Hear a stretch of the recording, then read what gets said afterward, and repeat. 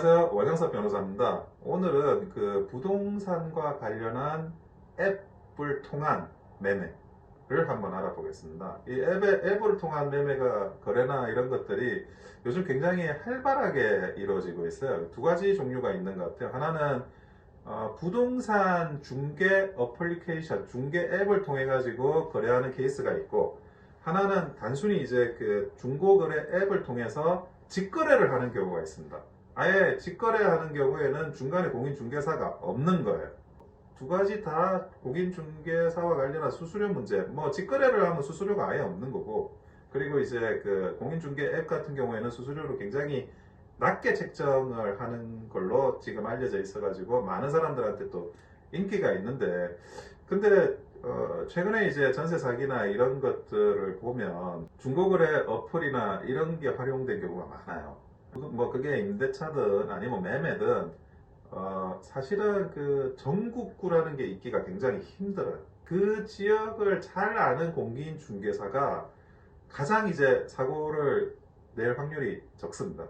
오랫동안 이제 거래를 했기 때문에 또 앞으로도 거래를 계속 해야 되기 때문에 신뢰도가 높고 신뢰를 좀 지키려고 하는 거죠. 근데 전국적으로 어떤 그 망을 가지고 있다고 하면 마치 이게 무슨 우리가 주식이나 이런 것처럼 경매시장처럼 그렇게 한눈에 비교를 해볼 수 있다고 생각하기 때문에 더 가격이 합리화될 거라고 생각을 하는데, 그 과정에서 헛수가 굉장히 많습니다.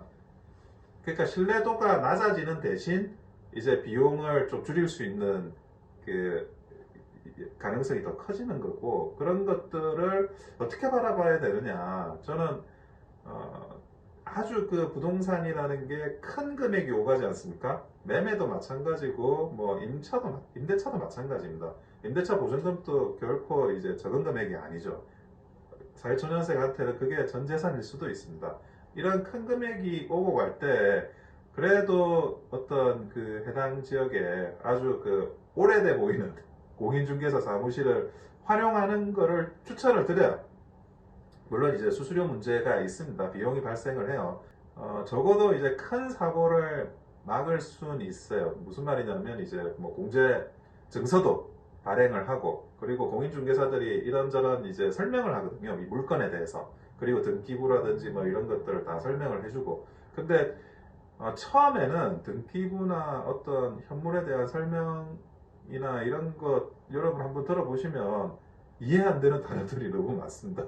그것도 굉장히 그 생소한 단어, 처음 듣는 단어, 이거를 다 그래도 공부를 하신 분들이 공인중개사가 되는 거거든요. 그럼 그 자기가 한 말에 어쨌든 책임을 지게 됩니다. 어떤 식으로든지. 그리고 뭐 여러 공인중개사의 뭐 어떤 실수나 잘못에 대해서 징계를 하거나 손해배상을 하거나 굉장히 큰 금액이 오고 가는 이런 부동산 관련해서는 직거래를 하는 게 그 중개사무소 수수료를 좀 아끼고 직거래하는 게 과연 적절한지는 좀 의심이 있습니다. 가전제품 하나 사려고 하면 온갖 걸 다 비교하시거든요.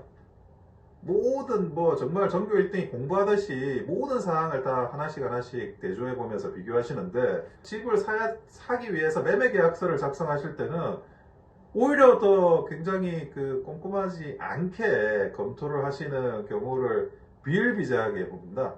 어떤 소정의 비용을 들이고 뭐 공인중개사, 특히 이제 그 지역에서 어느 정도 좀 오래 일해 온 것처럼 보여지는 그런 분들을 통해서 거래를 하시라고 당부를 드리고 싶습니다.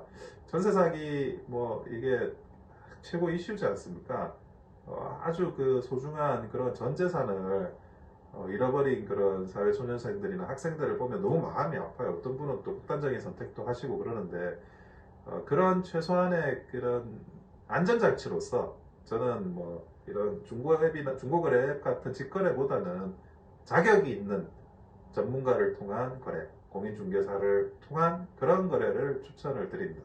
이상 원영섭이었습니다. 감사합니다.